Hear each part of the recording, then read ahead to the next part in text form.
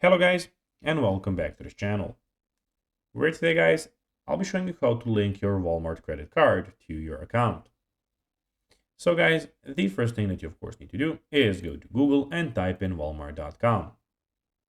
After that, you just need to go and log into your profile or register to Walmart if you haven't already done that of course. But now guys, let's see how you can actually go and link your Walmart credit card. But before that, what we have in front of us. In the top of the screen, we have the search bar where, of course, as you can see, you can go and search for everything at Walmart online and in store. In the top right corner, we have your items, the sign in, and the shopping cart.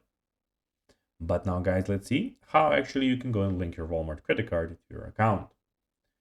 So to link your credit card to your Walmart account, you need to follow these 5 steps. So if you don't have the app, you can download it from the App Store or Google Play. Alternatively, visit the Walmart website. When you're in your website, of course, go to the settings, which is in the top right corner under your account. There, of course, go and click on payment methods. Then tap or click on add a payment method, select credit or debit card, and enter your Walmart credit card details, including the card number, expiration date, and CVV.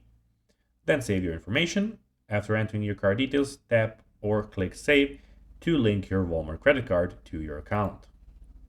So guys, that will be everything for this video. I hope that you found this video informative and entertaining, guys.